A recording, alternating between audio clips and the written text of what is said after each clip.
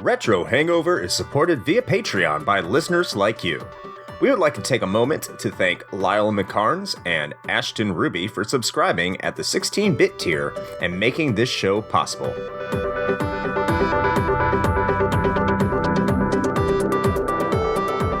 Open your ears and crack some beers. You are listening to episode 51 of Retro Hangover.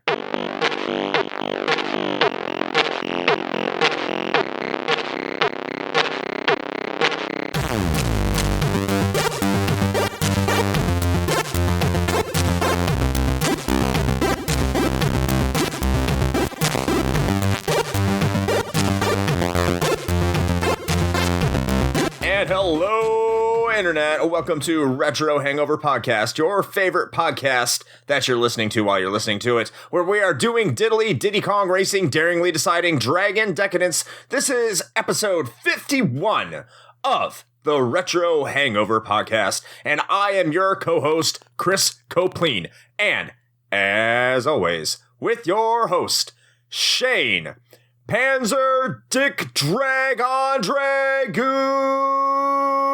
Koski. You know, I really want a Panzer Dick Dragoon like artwork now. With that, we've started collecting this number of like t-shirt ideas that at some point when we're, popular, maybe we'll actually get around to doing.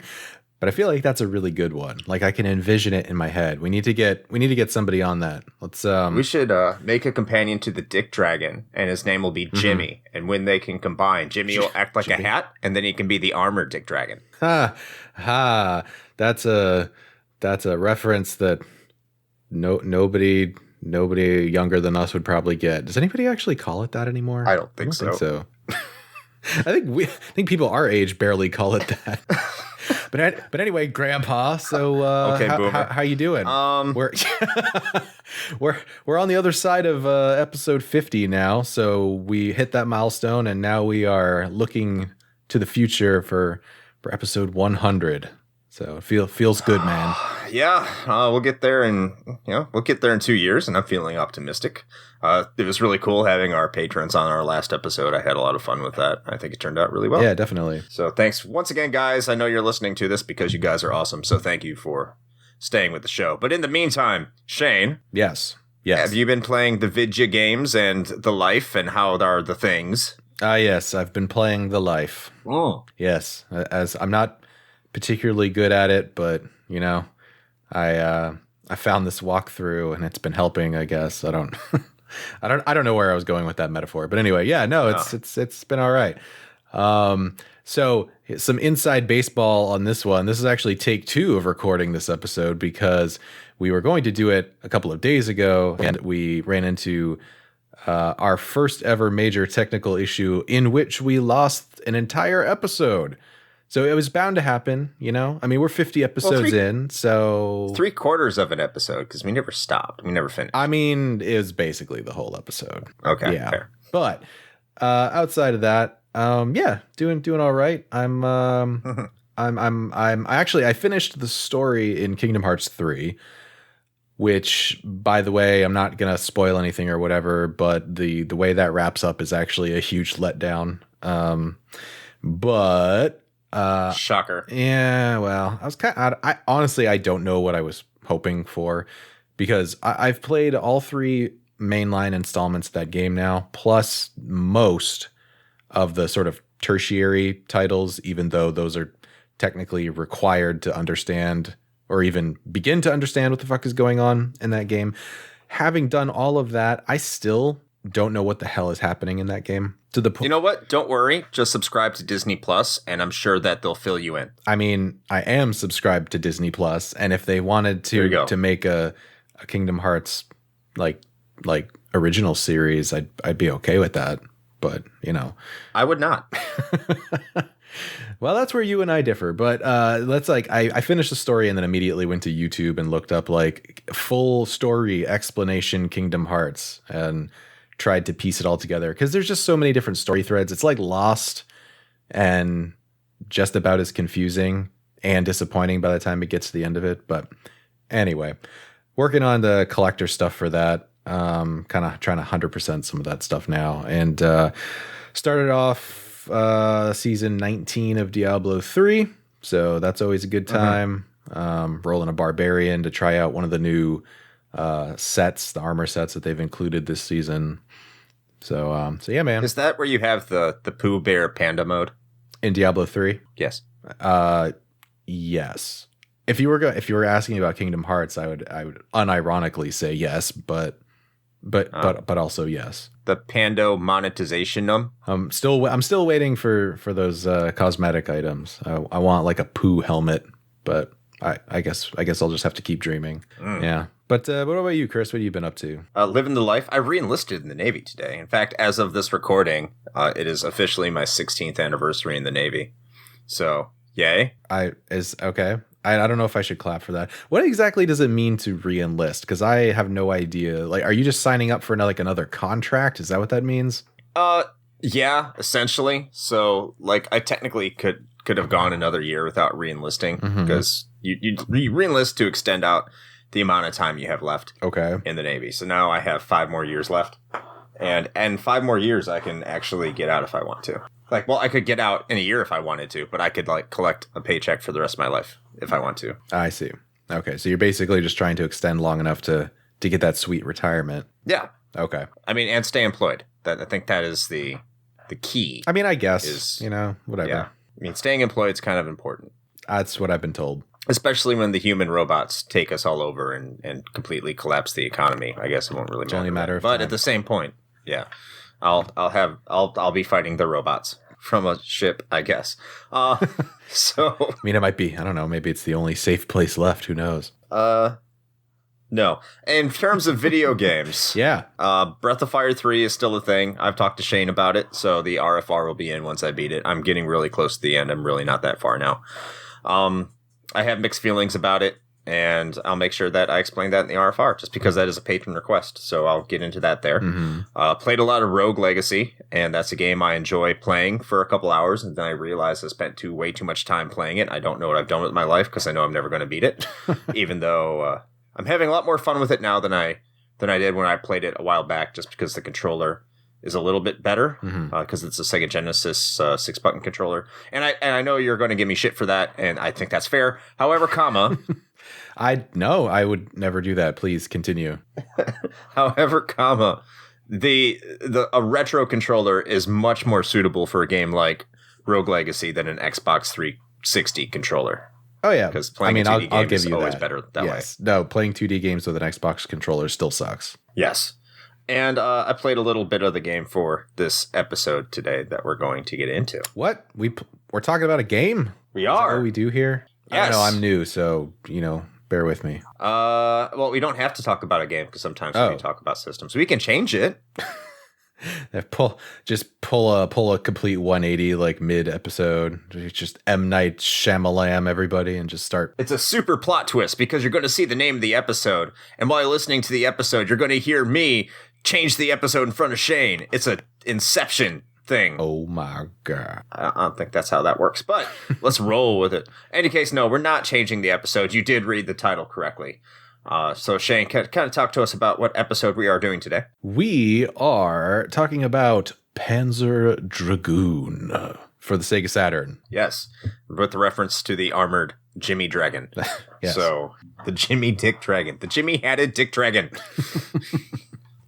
Right. So in that case, I think we're going to let Chris take it away with a brief history of Panzer Dragoon.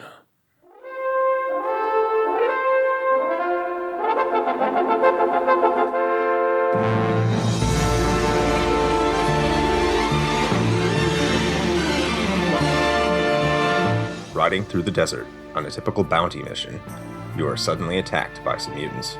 After giving chase, you find yourself in an ancient tower possessed by creatures of great power and advanced technology of an ancient age. Luckily, a lift takes you away from danger to the top of the tower. There, you see 2 magnificent beasts engaged in battle. Dragons, each with a rider. The larger dragon launches a piercing shot, mortally wounded the opposing rider. As the large, dark dragon flies away, the wounded rider and his dragon approach you. He reaches out his hand, beseeching you to take hold of it, and his power. "Do not let him make it to the tower," he says. "My dragon knows the way." The rider then perspires in a heap. The dragon lets out an echoing cry and yields to you for mounting. You board the dragon, unassuming of your responsibilities, and fly into unknown adventure.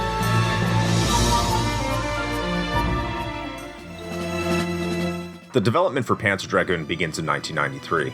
At this point, Sega of Japan was noticing a distinct lack of third-party developers jumping on board for their upcoming next-generation console, the Sega Saturn. After asking their staff for ideas, specifically for a shooting game, 23-year-old Yukio Futatsugi proposed the titular game and was soon tasked with the development alongside Manabu Kusunoki. They would soon form a staff of 15 people and dub the group Team Andromeda.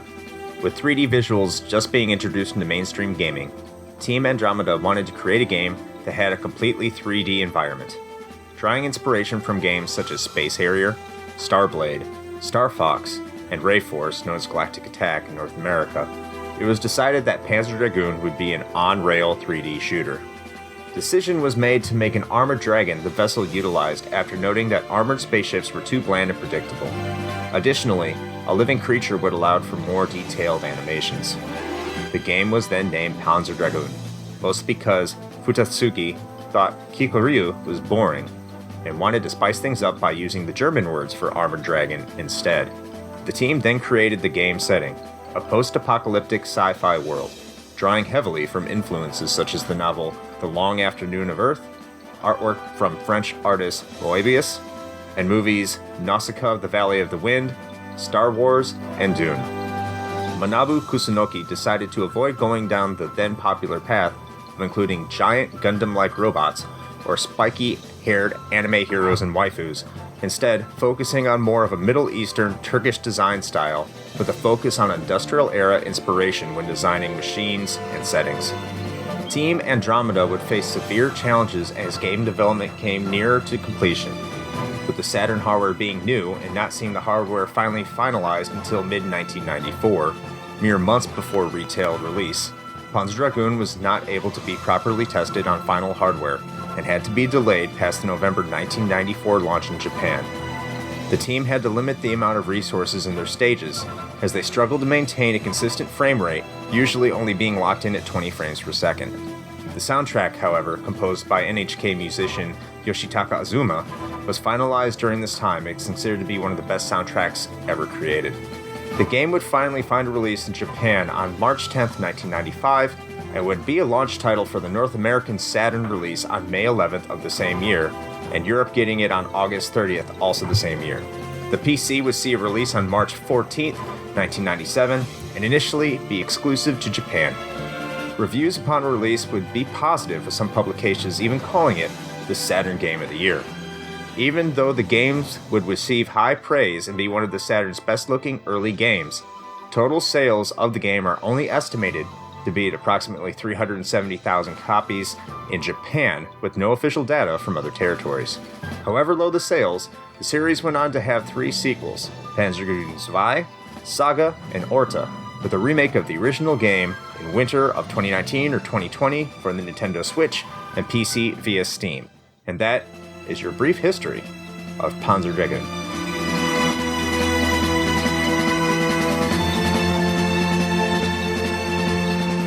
All right. Thank you, Chris, for that brief history. So I want to start off just by talking about how much I enjoyed the intro cutscene for this game.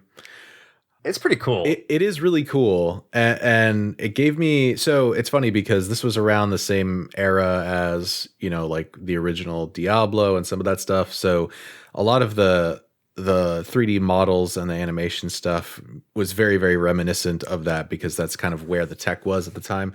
But I got a kick out of that introduction because kind of as you described it in the brief history, you're sort of this scavenger, right? With these couple other presumably dudes, I don't know, out there people just doing your thing, in the desert. And you just kind of stumble upon these dragons. You almost get killed a few times. And then this dragon rider just shows up and he's like, I'm dying, and gives you this dragon. And not only do you immediately just know how to ride a dragon, which if anybody's ever tried to go horseback riding for the first time, you could probably figure out how difficult that actually is. So then going to jumping on the back of a dragon and just flying off is insane. And also... You're flying off into the distance. You're just like, fuck yeah, adventure. And your two friends are just standing there looking up like, what the fuck, man? And you're just like, later, nerds, from up there. And that's it. You don't care. You're just suddenly your friends are just like, you're like, you guys are dead to me because I got a fucking dragon. Yeah, they seem really disappointed. You really don't seem to care that this series of serendipitous events just randomly happened to you. No, man, you just go with it. You're just like, I have this sweet ass gun and a dragon. I don't need anything else. I mean, would we do anything different? I mean, probably not. I just think it's funny how this series of events takes place and then you just never see your friends again. You're just whatever. I'm dying. Please take this giant gun and ride this dragon. Yeah, fuck you, dude. Get off. I'm on. Let's do it. I mean, like, can you imagine if it was anybody else that just happened to be there at that moment when that dragon rider was like in his last moments, just like, I don't know, a child or like an elderly woman or something. He's like, I guess this is all I have left. Good luck. Or just someone who doesn't care. Yeah. They just look at it. They're like, no, I'm good. Like is that SpongeBob meme where he's like, I'm gonna head out. All right, I'm head out. Thanks, but no thanks. Have fun, dragon. Yeah. Later. You're free, dragon. Go. Yeah, I mean, the video quality on it isn't the best either. One, because it is like 1994 FMV, so it's even pre-Final Fantasy VII. Right. And the Sega Saturn has a pretty bad video card, so it's super grainy. It is, yeah. But it's just like, for me personally, that sort of style hit kind of that nostalgia nerve where it reminds me immediately of things like Magic Carpet or something like that. It was very reminiscent of that. On top of the fact, actually, that the sort of sort of Middle Eastern flavor that they kind of were trying to go with this art style, also very reminiscent of that. It's like Magic Carpet if Magic Carpet wasn't shit. Yes. Actually, yeah. Now, I hadn't put that together in my head, but now that you're saying that, yes. Like, there's actually a lot of similarities in these two games, except Magic Carpet is fucking awful. Bad game. And Panzer Dragoon is not a bad game. Right. Now, speaking of why it's not a bad game, let's get a little bit into that and let's start talking about the gameplay. All right, let's do it. So, you are riding a dragon, obviously. Hell yeah. And it is a shooter. So, if you've played Space Harrier and Star Fox, it's kind of like that. So, I would say it probably has more in similar with Star Fox 64 than any other game, really, that you can really compare it to. You have a lock-on technology. You can lock on technology, yeah. Like, but can you do a barrel roll? You can. Oh, well, shit. Okay. There's a cheat code. Oh, it's a cheat code? Well, okay. Yeah. You can. There's honestly a cheat code where you can do a barrel roll. I was going to say, because I wasn't able to do one, so I just assumed it wasn't possible. No, you have to do an input on the start screen, and then you can do barrel rolls by making certain controller inputs. Sneaky. All right. Yeah. But yeah, you can lock onto enemies with your lasers, or you can shoot them with your gun. And your gun is like a pulse rifle, so it kind of looks like, I don't know, gun pulses, like beads. I don't fucking know. It's fucking lasers, man. I don't know.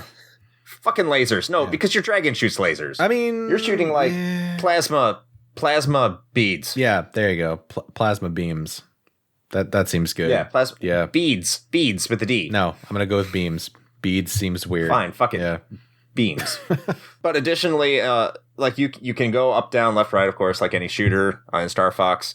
You can have it reverse or normal. But the key thing, what's really unique about the series, is you do have a full 360-degree spectrum that you have to pay attention to. Yes. Enemies can approach you from either side or from behind or from the front, and you have the ability to switch between every single one of those quadrants. And it's really cool, especially back in 1994, the ability to do that. Oh, yeah, definitely. And it's funny, too, because like I was not aware of that. I kind of went into this game blind and didn't bother to read the instructions because I'm a man. But anyway, so I did that, and then I was like, man, this game is really fucking hard. How am I supposed to like fight these guys if they're coming from behind and I have no way of shooting them until they've already gotten a bunch of like free pot shots on me? This is bullshit.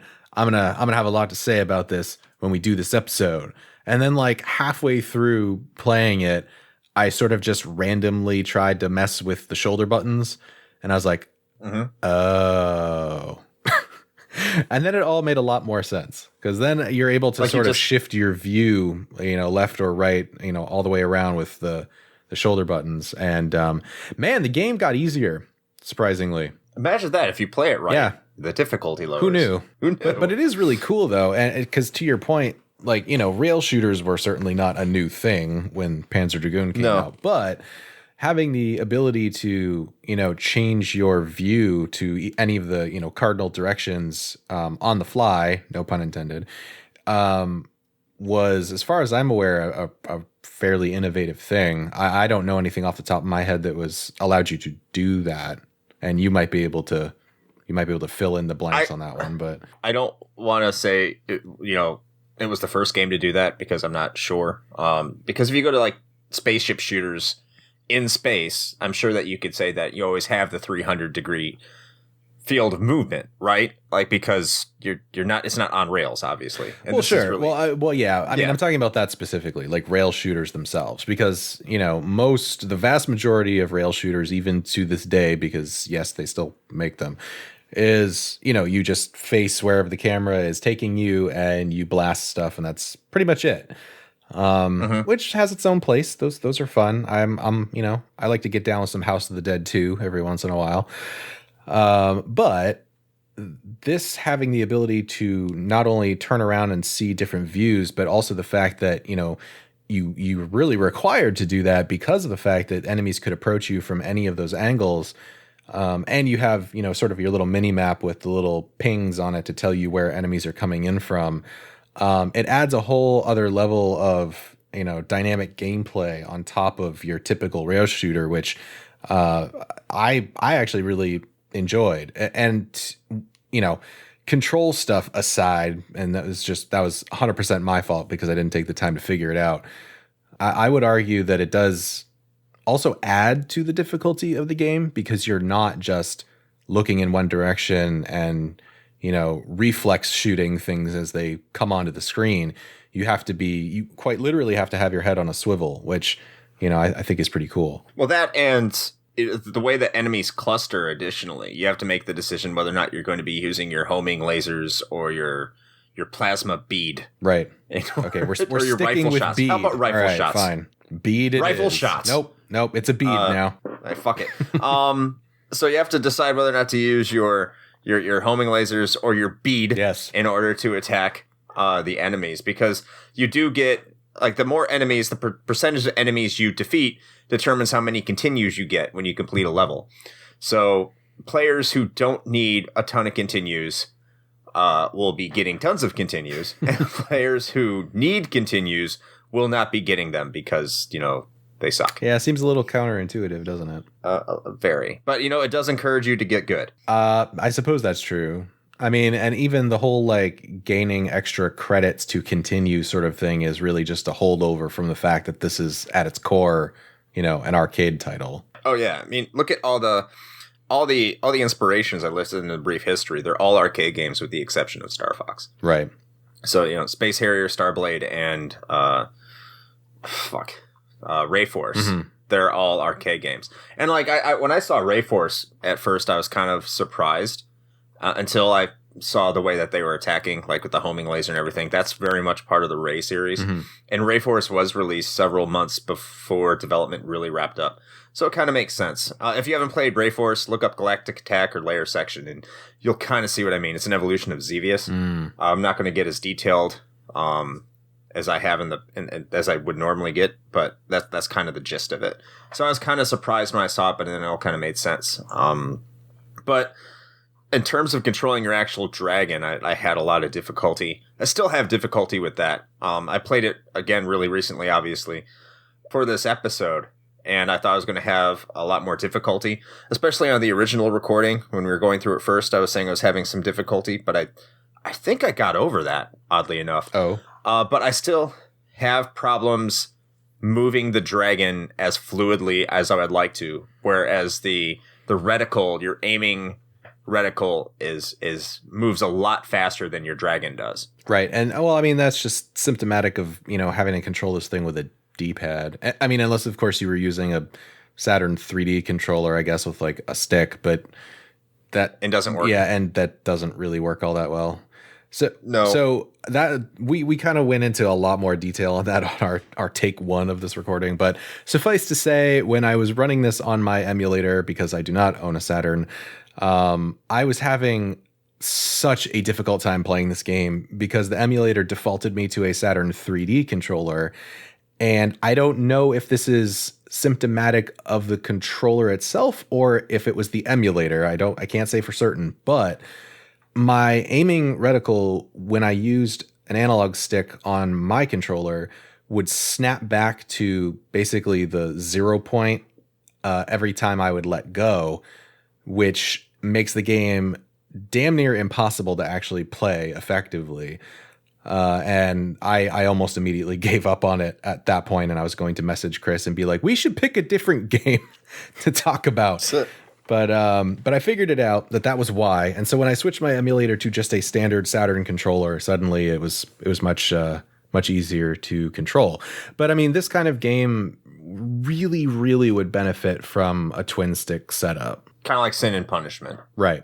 Yeah. I mean, because if you were, I think it would be great. Yeah, because if you were able to fly, with like the left stick and then point your reticle with a right stick or something like that, I think that would give you a much greater level of granularity of control over what you're doing than kind of controlling everything with just a D-pad. You know where this game would have been great on? Are you going to say the Wii U? No, not the Wii U, but almost. You could have done it on the Wii U. Oh, the Wii. What, with like motion controls? With the pointer. God. I mean, I guess I really hate motion controls. I hate them so much. Like, it's just like a light gun game. Yeah, except the light gun is you were just pointing at the screen and you shoot. Like the Wiimote was, even with the Wii Motion Plus, that thing was still kind of a pain in the ass to use. I'm just saying you could have moved your dragon with the nunchuck and then used your Wiimote to pull the trigger on things. I think it would have been great. Light gun games on the Wii are a lot of fun. I think it would. Yeah, I mean that would have been totally doable. Yes, you're right. I probably wouldn't have played it, but I'm sure it would have made a lot of people happy. Just give me a damn twin stick and I'll be good. That's all I ask for. Well, twin sticks are god tier. So true. They're amazing. So let's talk about the atmosphere and the setting, because I really think Panzer Dragoon nails it. I love the world that they created for this game. Like the amount of effort and detail they put into the setting, into the world of it, really goes beyond what you should really expect from a game that you can beat in less than 45 minutes. Assuming you're good at it. Which, for the record, we are neither not. One of us are. We are not There's good at it. 6 episodes in this, which is basically levels, right? And I got through about 3. Technically 7, but 6, it says episode 6. And my most recent playthrough, I got to the end of 5. Ooh. Oh, look at this. Pro skills over here. I'm also playing on original hardware, so there's always that. So the setting. I died a lot. Yes. So, like we were saying, it borrows inspiration from Dune and from Star Wars. And you really get that in the first couple levels. You're, like, fighting sandworms in level 2, and that... By the way, that sandworm is a motherfucker. Yes. I cannot dodge. It's like venom. Yes. I can't. Yes. Anyways, thank you. Yeah. Oh my God. I thought that was just me. I was like, how the fuck do you dodge this? Like, you just straight up take damage and there's no way to avoid it. I couldn't figure that out. Yeah. I tried to zoom out the camera and see if I could zoom it, but no matter what you do, it just seems like it homes in on you. If you go up or down, it's just like, fuck you. You're going to take this damage. And you're going to fucking deal with it. And, like, normally, if something was shooting, like, a homing thing at you in this game, like, you'd be able to shoot it down. Like, it's a meteor or a rocket or whatever the fuck. But, like, you can't do anything about that venom spit. It just hits you. But, okay, I'm glad I'm not the only one because that pissed me off. But continue. Yeah. Continue. Luckily, the bosses are pretty easy. But in any case, like, you have sand levels, and then there's like, mountain levels. But then you get, like, the stage... 5, and there's a really lush green environment. There's a lot of heavy ancient technology kind of theme. Like you're a post-apocalyptic kind of theme. I think Shane, you says like Mad Max. Like there was a previous civilization that you could tell was very advanced, or you're just previous civilization where you could tell people were living and doing things that you could tell is long gone, and you're just kind of doing what you can, you and your dragon, trying to fight off people that you don't know why you have to fight off exactly. You're just told they're the bad guys because they're trying to kill you. I mean, that seems fair. I mean, there's also the first level, right, is you have like those sunken ruins like in the ocean or whatever, which is really cool too. Yeah, it's just very like the environments vary a lot. I did appreciate that. And you do get that in rail shooters, but not so much space shooters. You get that in Star Fox just because you go from planet to planet, which is kind of cool. But you do have like a lot of that stuff, post-apocalyptic vibe, more of a Middle Eastern character design, a complete new language, language that's completely unique to the series, not just the game. And that to me is crazy, by the way, because I mean, to invent your own language for a video game is kind of nuts in and of itself. But the fact that they went to those lengths for a rail shooter series is like above and beyond, because I don't think anybody, including us, really expects that level of like, you know, universe depth from a rail shooter game. Yeah, there's a lot of world building. There's no reason this game should have its own language. Absolutely zero reason. That's true. And it's just because like the developers were kind of sitting around and they're like, you know what? We don't want to alienate North American video game players or Japanese video game players. So let's just make our own fucking language, because we know we're not going to get the resources to translate this and get it out in time. So yeah, just one take, we'll do it.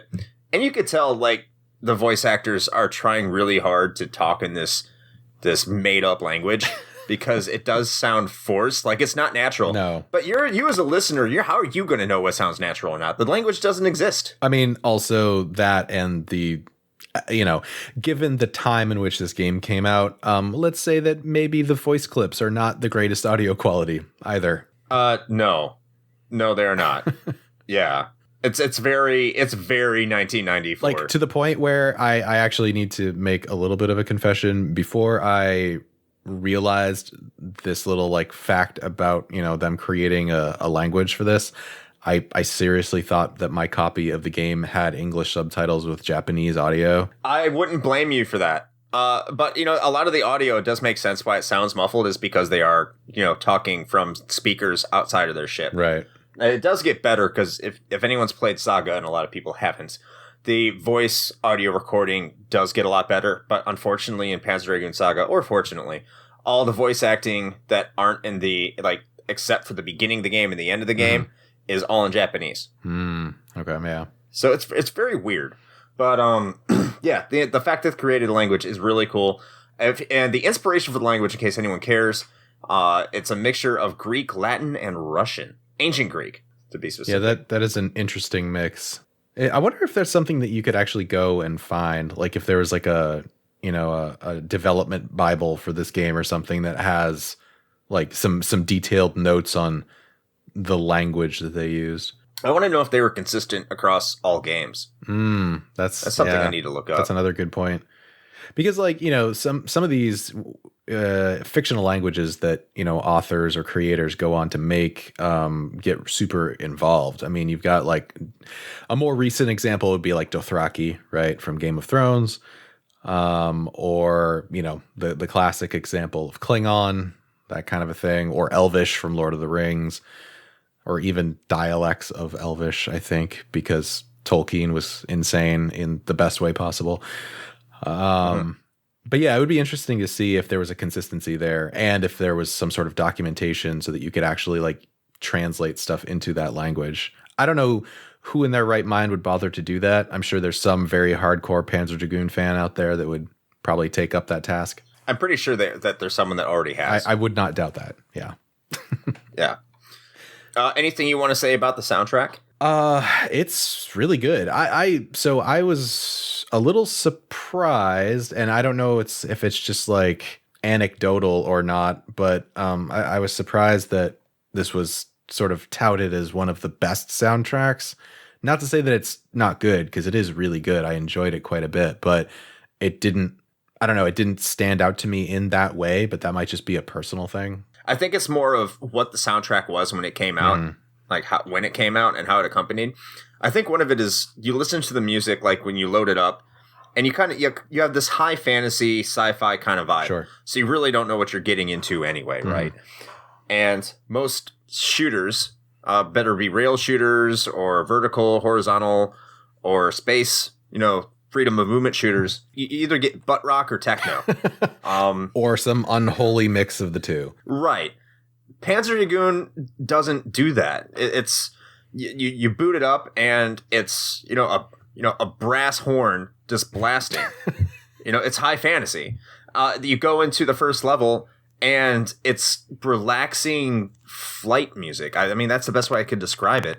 It's more orchestral. It's very kind of slow. It's not jamming. You're not like, hearing you're like a heavy metal guitar while you're shooting down things on your dragon. It's more of a fantasy oriented kind of experience. And I think that's why it gets the respect it does. It's innovative and it's unexpected. It's non-characteristic of what you would expect from a shooter, like a game that Panzer Dragoon is. Yeah.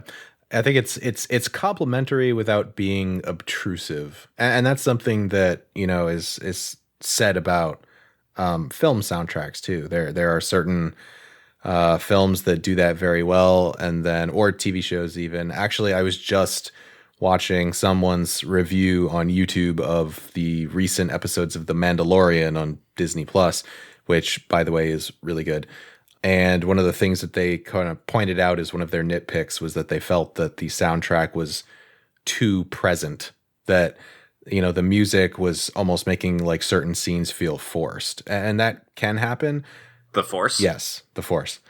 And so in that way, I could see that, yeah, rather than taking that sort of like, you're on a dragon, this is badass, and you should feel badass. Like it kind of goes in the opposite direction, and in some strange way, kind of gives you this almost like a Zen vibe, even though you're sort of, frantically shooting stuff down. So it's an interesting like dichotomy. And when things get tense, the music gets tense. It does speed up. You get a little bit more of the techno things from time to time, but it's not in your face, crazy butt rock kind of hair metal shit all the time. And I love my hair metal music in my shmups. Don't get me wrong. It just would not be appropriate. And I think you make a good comparison in terms of soundtrack and setting. It does in some situations it does really marry up with Star Wars in terms of like not 100%, but in terms of the expectation versus what you get. It's more of a sweeping score, relaxed Zen-like score as opposed to obtrusive, in your face, obnoxious music, and I think it does a really good job. Yeah, well, I mean, John Williams was a genius. Absolutely, and John Williams did not compose this, by the way. No, he did as not. we said in a brief history. No, but yeah, certainly, I think some points of comparison for sure. One last thing about the gameplay that was more of just a personal thing for me, that I found interesting. Anyway, it just happened to be that in my life right now, these two things lined up.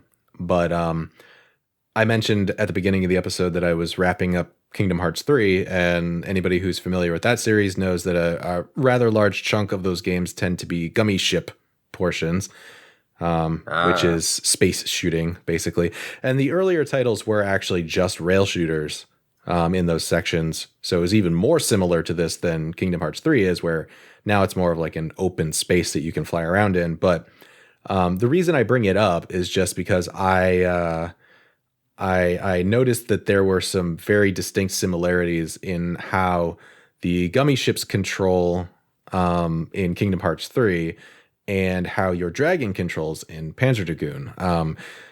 There is the same sort of like laser lock-on function, as well as, mash the button to shoot the beads type of thing. And beads. Even to show me your titties with those beads. It's a celebration. I wonder who's going to get that reference now. Anyway, so even down to how your ship controls as well, because this was on our first take of this too, and we don't have to go into super detail about it, but Chris and I were also talking about how we had a little bit of a struggle with how the Dragon controls, in that typically, most flight style games like this, you would sort of intrinsically expect, when you push down, that your craft or creature in this case would go up, and conversely, you press up and they go down. That sort of flight stick style control. And that is also present in Kingdom Hearts 3 for the gummy ships. The problem, though, is that there's a disconnect, right, between that sort of flight control style and the reticle. So because you're controlling your dragon and your aiming reticle with the same, D-pad, in a way it creates this disassociation in your brain where you're flying, so you want to press down to go up, but aiming a reticle should just be 1-to-1. If you press up, it should go up. If you press down, it should go down. And so there's at least for me, but I think for both of us, there was no good middle ground there. Again, twin stick would have been great, and weirdly enough, Kingdom Hearts 3 also does this, where you're controlling both with just one stick. So I had this problem in both games where I had to switch the controls to just be normal. So up is up, down is down, left is left, that kind of thing. Yeah. And just sort of get used to flying that way because that was easier to aim. Like I said, I got over that pretty quick when going back to replaying it. But you're absolutely right. It's just, if you play a lot of flying games, if you play a lot of Ace Combat or even Star Fox, that's your expectation, is you're going to have typical kind of flight controls. So even like that disassociation, like you were referencing, for aiming reticle, if you press up, you expect your reticle to go up, even though you expect your vessel to go down. Right.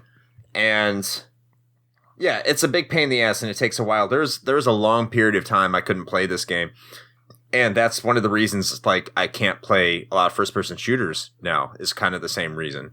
Because I just can't wrap my head around it. Sure. Actually, playing Panzer Dragoon Saga actually helped me adjust, just because that game, it forces you that up is up and down is down. Mm-hmm. But you have time to get used to it, because, it's an RPG. You're fighting random battles while you're flying around on a dragon. Right. So you don't constantly have things trying to kill you while you're outside of battle, which does help. And I'll be curious to see what happens, because you mentioned at the end of the brief history that there's a remaster of this game coming out for modern systems, for Switch and hopefully soon PC. Hopefully soon. Yeah, I think there isn't a definitive date on it, but last we heard it was winter, so we'll see how that pans out. But pans out.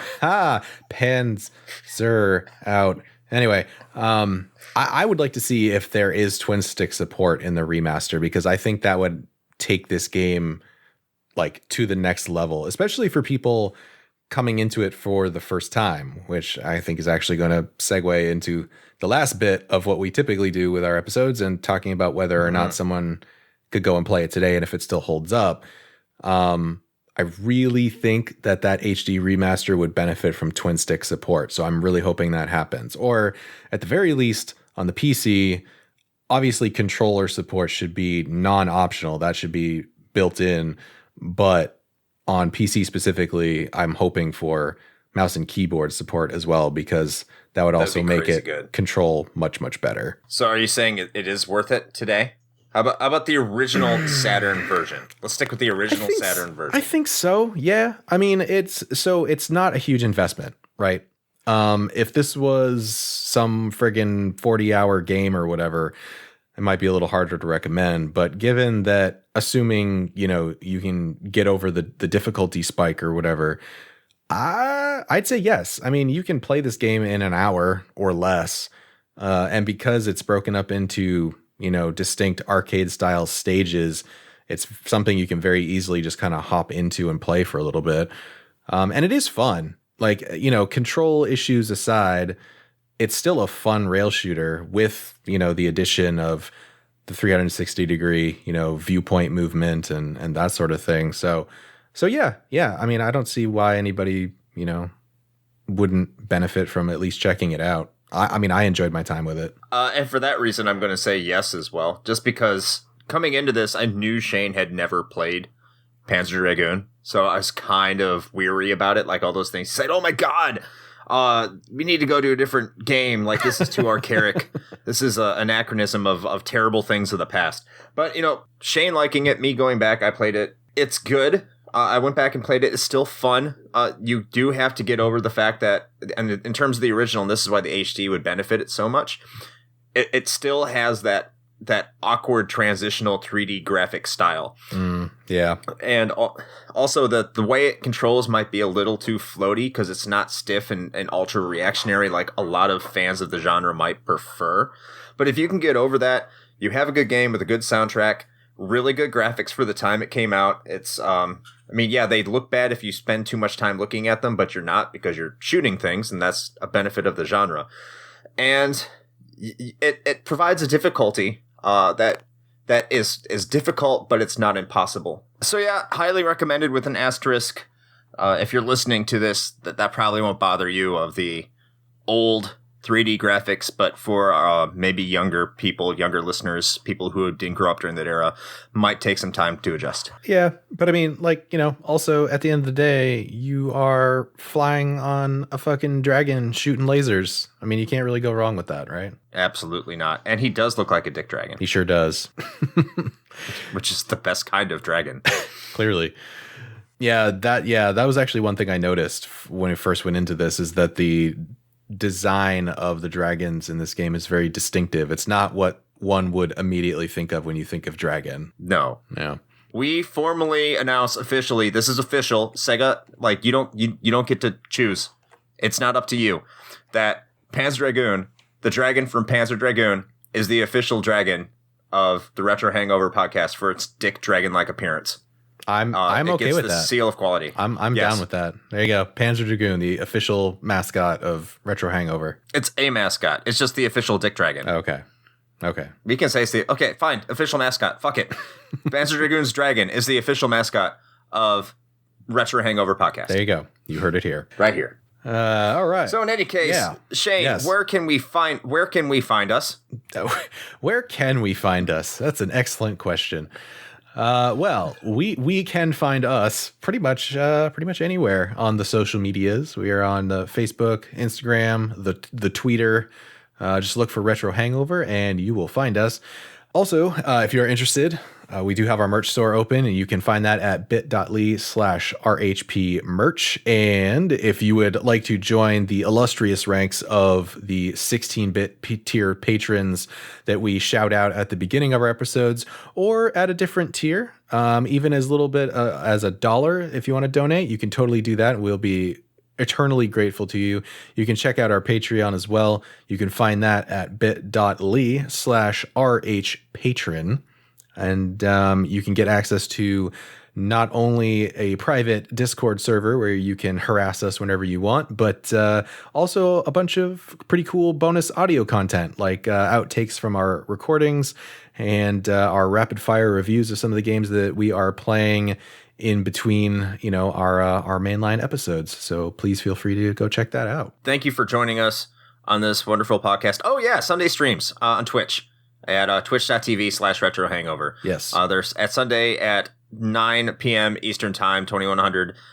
And they can go anywhere up to 2 hours. And they are also posted to YouTube. We have a YouTube channel where we do post our Sunday streams and our podcast. So make sure to go there as well. Absolutely. All right. Well, with all that being said, Chris, anything else you'd like to add? Until next time, play with your Dick Dragon screaming joysticks.